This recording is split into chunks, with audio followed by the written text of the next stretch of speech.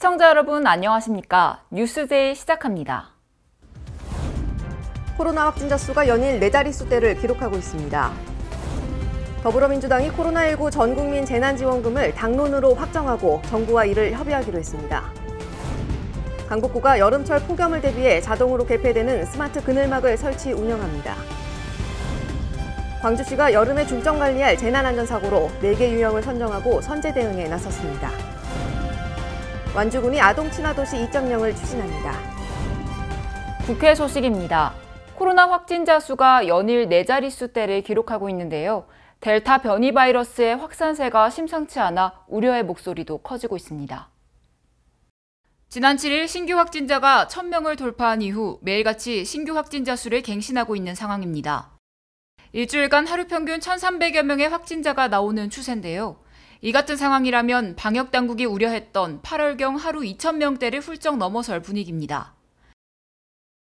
이러한 가운데 비수도권에서도 지역 발생 확진자만 400명 가까이 나오면서 4차 대유행이 전국화하는 양상을 보이고 있습니다.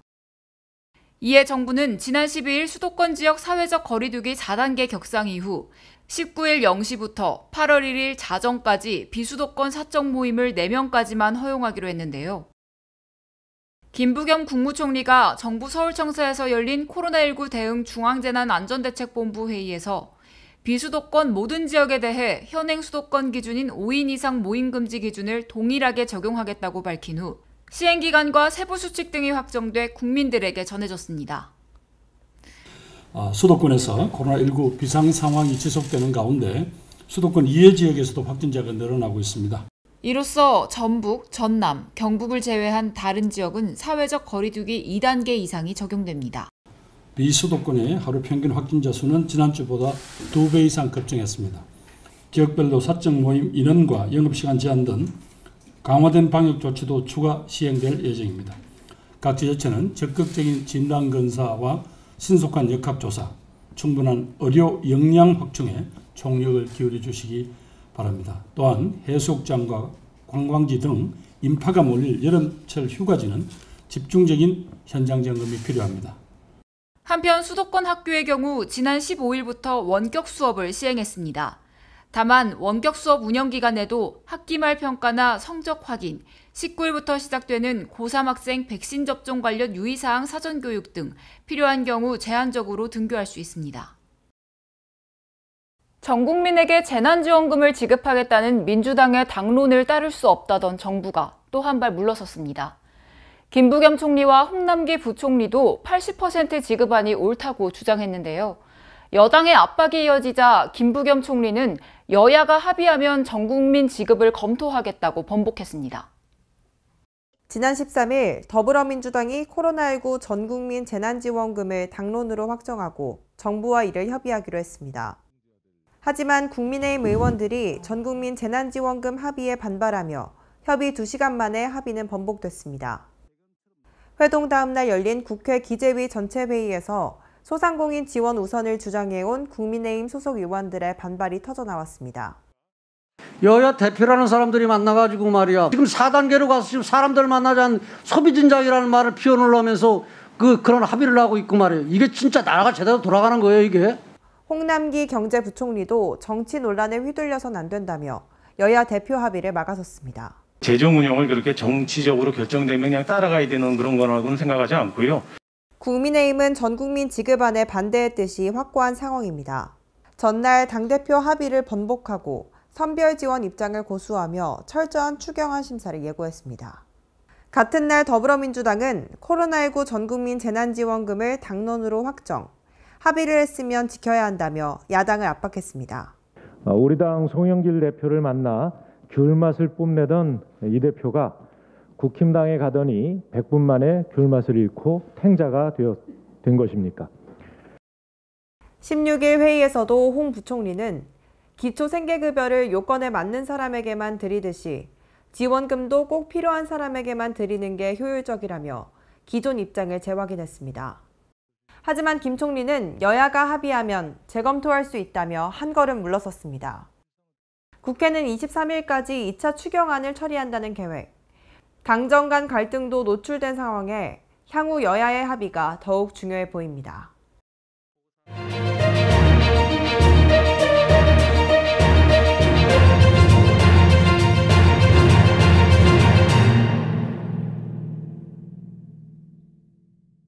2022년도 최저임금이 올해보다 5.1% 인상된 9,160원으로 결정됐지만 이를 두고 불만의 목소리도 나오고 있는데요.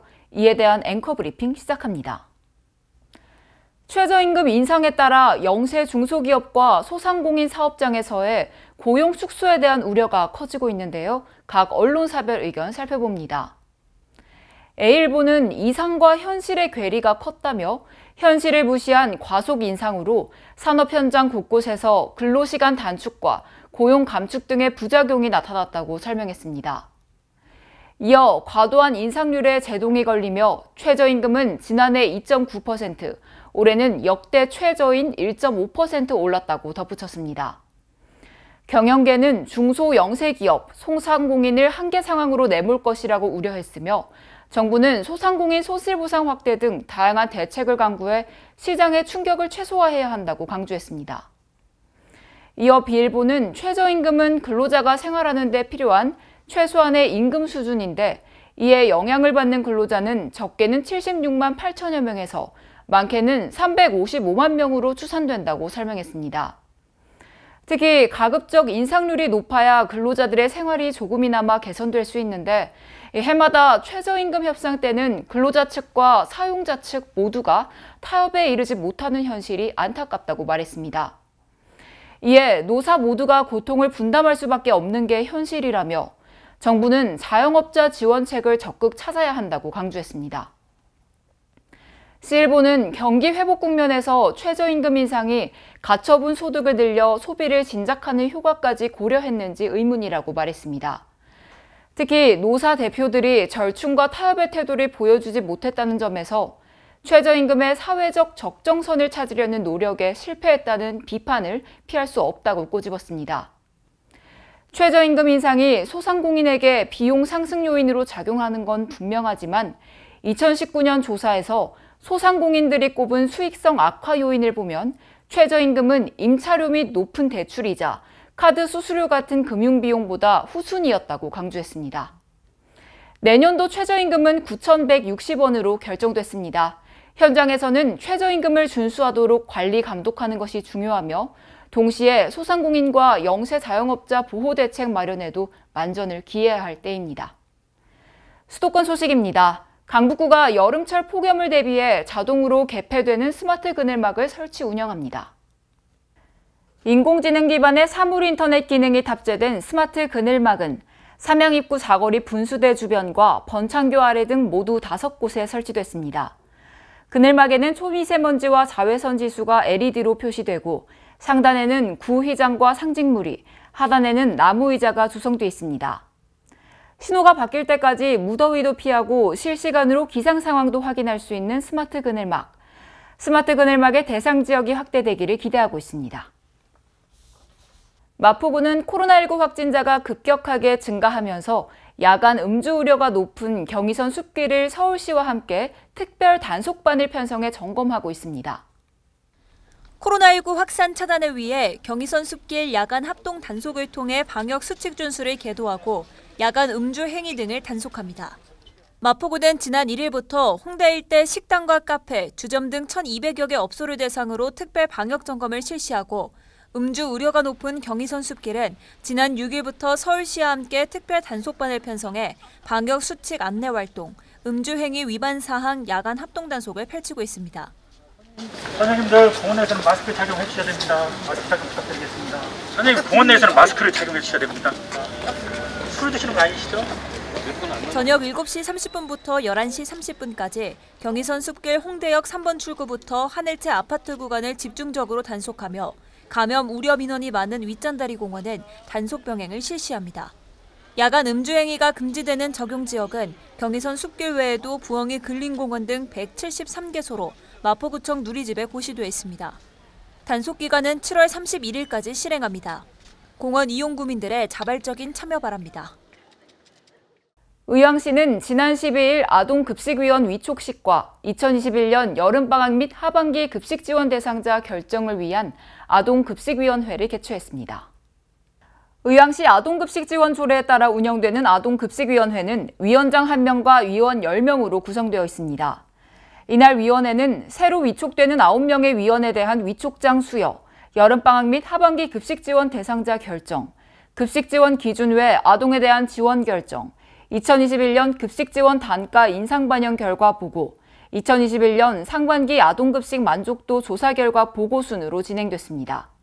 급식지원 대상자 선정 기준에 해당되는 198명의 아동과 지역 아동센터 이용 아동 259명 등 457명의 아동을 급식지원 대상자로 재판정 의결함에 따라 급식지원 아동은 평일에는 도시락 배달 또는 지역 아동센터에서 급식지원을 받고 토요일 및 일요일 공휴일에는 G드림카드를 통해 급식지원을 받게 됩니다. 김상돈 시장은 아동은 미래의 주인공으로 시에서는 모든 아동들에게 균형 잡힌 식단을 제대로 제공하여 아동이 건강하게 성장할 수 있도록 적극적인 지원을 아끼지 않겠다고 말했습니다. 한편 의왕시에서는 지난 5월부터 경기도에서 시행한 급식지원 단가를 반영해 한 식당 단가를 6,000원에서 7,000원으로 상향 조정해 급식을 지원하고 있습니다. 광역시 소식입니다. 대전시가 한국판 뉴딜과 발맞춰 대전형 뉴딜의 성과 창출을 위해 올해 세 번째 대전형 뉴딜 핫플레이스 탐방에 나섰습니다. 허태정 대전시장이 대전형 뉴딜 핫플레이스 탐방 일환으로 대전시 4차 산업혁명의 메카인 로봇산업 현장을 방문했습니다. 이번 방문은 대전형 뉴딜의 핵심 과제인 로봇산업의 성과를 직접 점검하고 현장의 목소리를 뉴딜 정책에 반영하기 위해 마련됐으며 이날 허 시장은 최근 중소벤처기업부에서 선정하는 예비 유니콘에 이름을 올린 대전 지역 청년 강소기업을 방문했습니다. 또한 이 자리에서 기업 대표자, 대전 로봇기업협의회 회원들과 간담회를 가졌으며 디지털 뉴딜 핵심 과제인 자율주행 로봇 개발 현황과 애로사항을 듣고 함께 개선 방안을 모색했습니다. 한편 대전시는 2019년부터 매년 10억 원을 로봇 산업에 투자하고 있으며 지금까지 총 22개사를 지원했습니다. 대전시는 시민이 지역사회에 관심을 두고 직접 문제 해결에 참여할 기회를 제공하기 위해 2021 별의별 상상대전 2차 공모를 실시합니다. 대전시가 시민이 지역사회에 관심을 갖고 문제 해결에 참여할 수 있는 기회를 제공하는 2021 별의별 상상대전 2차 공모를 실시합니다.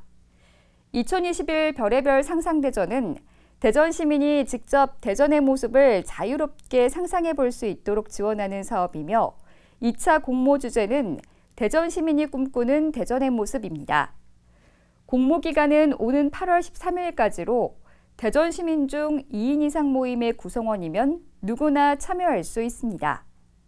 또한 선정된 아이디어는 직접 실험까지 진행할 수 있도록 총 50만 원을 지원하며 9월부터 11월까지 활동하고 12월에는 활동 내용을 담은 전시회 개최, 책자 발간 등이 진행될 예정입니다. 공모 관련 자세한 내용은 대전 사회혁신센터 홈페이지를 참고하시기 바랍니다.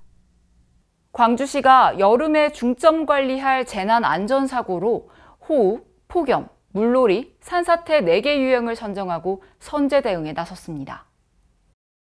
올해 장마철에는 국지성 집중호우가 예상됨에 따라 광주시는 산사태 예방을 위해 취약지역 등을 대상으로 사전 예찰 및 안전관리를 진행하고 있습니다. 또 기온이 35도 이상인 날이 3일 이상 지속될 경우 재난안전대책본부를 즉시 가동할 계획이며 119 구급대 강화 운영으로 폭염 피해에 대응할 방침입니다. 우리 시에서는 7월에 발생하기 쉬운 재난안전사고를 중점 관리해서 시민의 안전을 지키는 데 최선을 다하겠습니다. 시민들께서도 각종 재난행동 요령을 숙지하셔서 안전사고에 대비해 주시기 바랍니다. 아울러 광주시는 8월 31일까지를 물놀이 안전관리 대책기간으로 정하고 황룡강 주변 등 물놀이 가능 구역에 비상근무반을 편성 운영할 계획입니다. 광주시가 수도권발 코로나19 4차 대유행에 대비해 타 지역, 특히 수도권 방문자들에게 광주 도착 즉시 코로나19 진단검사를 받을 것을 권고했습니다. 이번 조치는 수도권 방역 단계가 12일부터 새로운 거리두기 최고 단계인 4단계로 격상되고 전파력이 매우 강한 델타형 변이 바이러스가 급속도로 퍼지고 있어 지역 확산을 사전에 방지하기 위한 것입니다. 우리가 지금의 위기에 안일하게 대처한다면 우리는 또다시 힘든 고통의 시간을 보내야 합니다. 경각심을 갖고 또 한 번의 절제와 멈춤으로 가족과 지역 공동체의 안전을 지켜내야 합니다.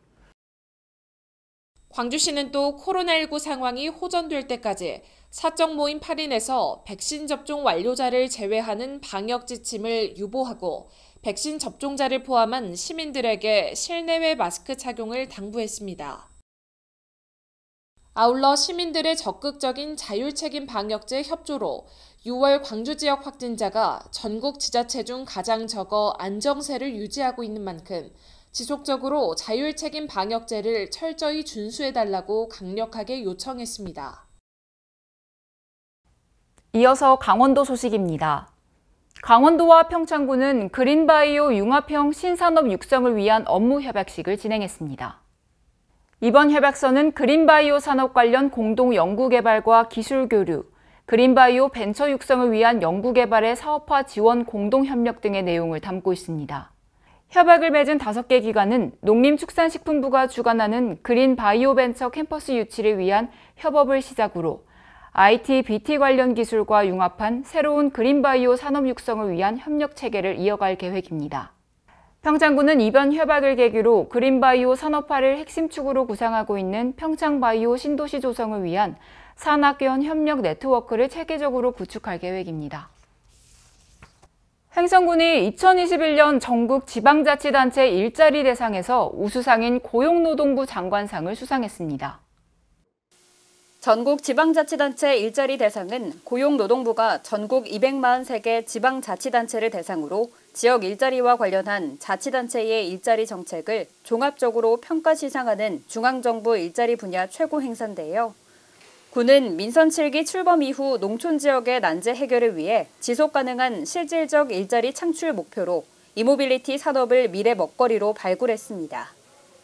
이에 따라 초소형 전기 완성차 생산 기업과 부품 기업 8개 기업들이 이전하였으며 다양한 분야의 이모빌리티 사업들을 추진하고 있습니다.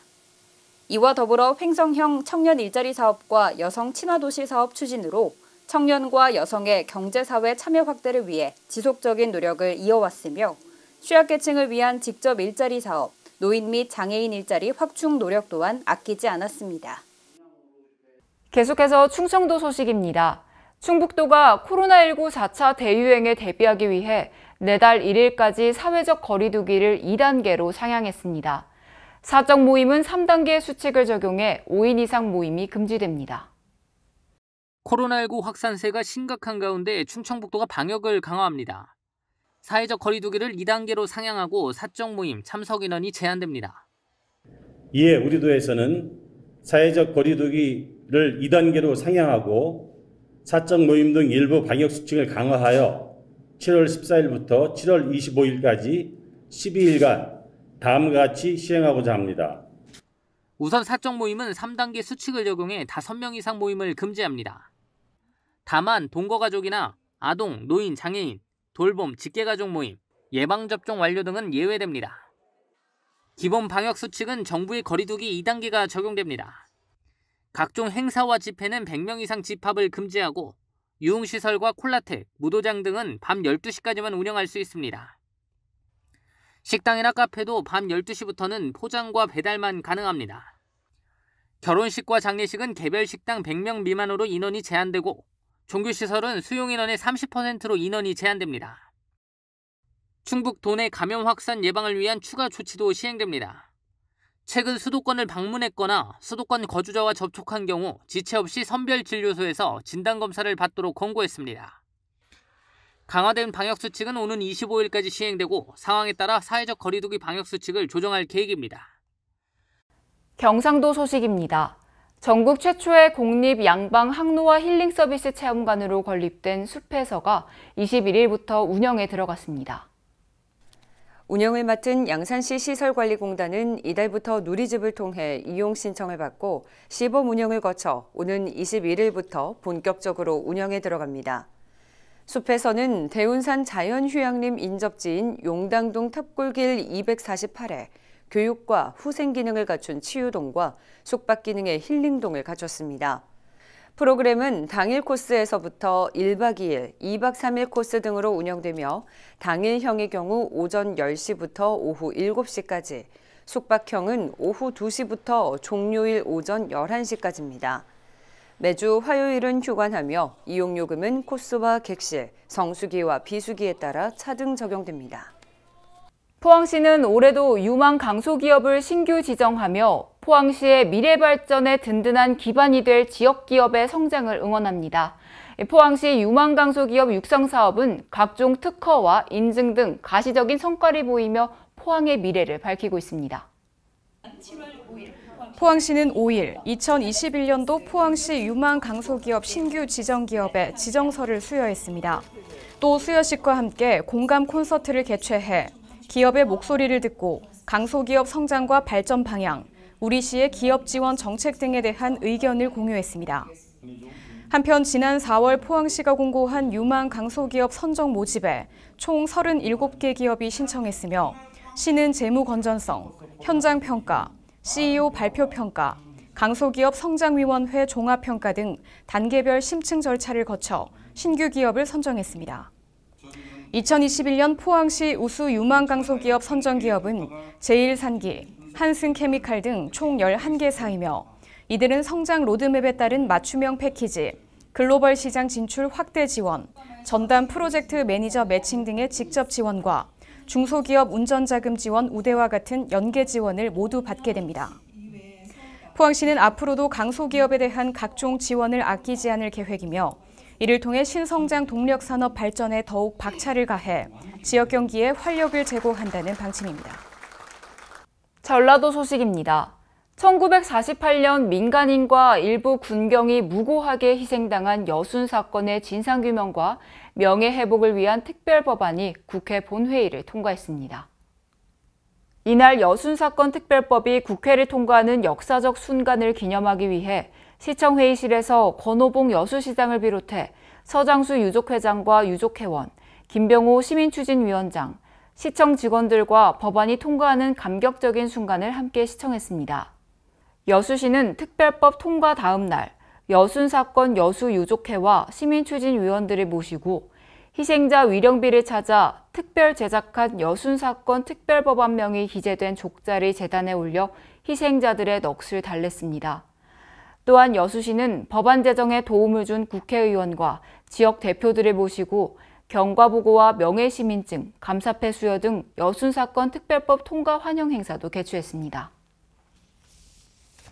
완주군은 아동 친화도시 2.0을 추진해 아동 청소년 중심의 선별 보편 정책을 확대할 계획입니다. 완주군이 아동 청소년들의 권리를 강화한 아동 친화도시 2.0을 추진합니다. 기존에는 소외된 취약계층 아동에 대한 사회 안정망 강화에 힘을 썼다면 이번 친화도시 2.0에서는 민주시민을 기르는 아동 청소년 중심의 선별 보편 정책을 확대하게 됩니다. 특히 아동과 청소년의 권리를 보장하기 위해 전국 최초로 아동원 부주퍼슨 사무소를 운영하고 아동 청소년 정책 조정과 모니터링을 강화할 예정입니다. 박성일 완주군수는 모든 아동 청소년이 사회로 진출하기 전에 다양한 참여와 수고 과정을 거쳐 민주시민의 구성원이 된다면 우리가 사는 완주군은 더 좋아질 수 있다고 말했습니다. 지금까지 전북에서 양호정이었습니다. 전북은행이 전주시와 함께 탄소 중립 업무 협약을 체결했는데요. 자세한 내용 양호정 기자가 취재했습니다. 전북은행인 전주시와 함께 저탄소 녹색 생활과 기후위기에 적극 대처하기 위해 전주시와 탄소중립 업무 협약을 체결했습니다. 특히 이번 협약은 상호기간 기후행동계획을 수립하여 진행될 예정이며 친환경 금융 관련 추진을 지속적으로 확대해 나갈 계획입니다. 김승수 전주시장은 금융계를 비롯한 민간의 참여를 확대하고 시민 맞춤형 교육을 실시해 2050 탄소중립 실현을 위한 체계적인 관리에 나설 것이라고 강조했습니다. 전북은행 관계자는 기후변화 위기 대응이라는 공동 목표를 위한 이번 협약을 통해 도내 기후변화 대응 위기에 적극 대처해 나갈 수 있길 기대한다며 은행의 사회적 가치 창출을 위해 노력할 것이라고 말했습니다. 지금까지 전북에서 양호정이었습니다. 군산 경암동 지역이 도시재생 뉴딜 신규 사업지로 선정됐는데요. 양호정 기자가 취재했습니다. 올해 1차 도시재생 뉴딜 신규 사업지로 군산 경암동 지역이 선정돼 활성화 거점으로 재탄생할 전망입니다. 군산시 경암 도시재생 사업 지역은 인정사업 방식으로서 도시재생 효과를 신속히 확산하기 위해 활성화 계획 수립 없이 소규모 점단위로 추진한 사업입니다. 이 사업지구는 군산 경암동 노후행정센터, 인접초교 유후 공간을 활용해 행정복지센터와 생활 SOC 복합센터를 조성하게 됩니다. 이번에 선정된 13곳의 사업지에는 2024년까지 총 2,065억 원이 투입되어 도시재생이 이루어질 예정입니다. 국토교통부 도시재생 관계자는 이번에 선정된 신규 사업이 침체된 지역 경제를 활성화할 수 있는 계기가 되도록 사업 관리에 만전을 기하겠다고 말했습니다. 지금까지 전북에서 양호정이었습니다. 문화 소식입니다. 경기 가평군에 있는 이탈리아 문화마을 피노키오와 다빈치가 베네치아 가면축제를 개최했습니다. 콜롬비나, 메디코 델라 페스테, 바우타, 가토 등 다양한 베네치아 가면을 직접 착용하고 만들어 볼 수 있습니다. 마을 광장에서는 3.3m 높이의 대형 피노키오 인형이 가토를 쓰고 중세 유럽 복장을 한 공연자들과 비눗방울, 매직쇼 등 다양한 퍼포먼스를 펼칩니다. 이 퍼포먼스는 주중 1회, 주말 2회 진행됩니다. 부대 행사로 레오나르도 다빈치 특별전이 열려 모나리자, 성요한을 비롯해 그의 습작 그림을 감상하고 대표적인 발명품 모형을 조립해 볼 수 있습니다. 전주시와 역사문화도시 익산시를 한 번에 둘러볼 수 있는 관광상품이 출시됐습니다. 이 상품은 익산과 전주를 하루씩 관광하는 내용으로 구성되어 있습니다. 첫째 날에는 익산 나바위 성당에서 교도소 세트장, 구룡마을, 미륵사지 미디어 아트쇼 등을 둘러볼 수 있습니다. 이어 둘째 날에는 전주 수목원에서 팔복예술공장, 한옥마을 해설사 투어 등의 일정을 소화할 수 있습니다. 한편 전주시와 익산시는 이번 관광 패키지가 전통과 미디어 아트를 결합한 새로운 체험 상품이 될 것으로 기대하고 있는데요. 김형훈 익산시 문화관광산업과장은 이번 협약이 익산의 대표적 역사 유적인 미륵사지를 새롭게 알리고 관광지 개발을 견인하는 첫걸음이 될 것이라고 말했습니다. 국립생태원은 지난해 7월 국내외 처음으로 인공증식 후 방사한 멸종위기 야생생물 1급 저어새가 1년 만에 우리나라로 돌아온 것을 최근 확인했다고 밝혔습니다. 주걱 모양의 부리가 특징인 저어새는 세계자연보전연맹의 적색 목록에 멸종위기로 분류된 여름철새로 우리나라를 비롯해 중국, 대만, 필리핀 등 동아시아 지역에만 서식하고 있습니다. 특히 전 세계 약 90%의 번식상이 우리나라 서해안 일대에서 번식하고 있는데요. 이번에 돌아온 저어새는 지난해 11월 우리나라를 출발해 하루 만에 중국 저장성 닝보시 리양만에 도착했습니다. 이 저어새는 중국 리양만에서 월동하다 올해 4월 북쪽에 위치한 타이갱만으로 이동해 28일간 체류했고 5월 800km를 비행한 끝에 전남 고흥군에 도착했습니다.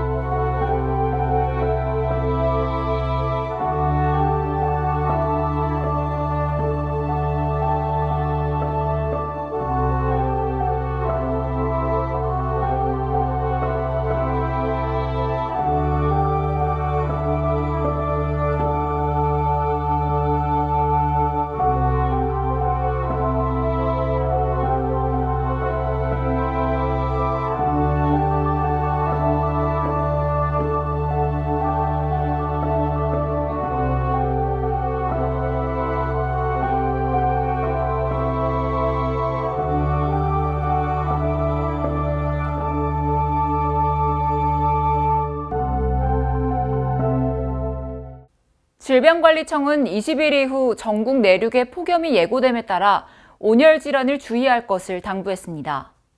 온열 질환은 열로 인해 발생하는 급성 질환인데요. 뜨거운 환경에 오래 노출됐을 때 두통, 어지러움, 의식 저하 등의 증상을 보이고 이를 방치할 시 생명이 위태로울 수 있습니다.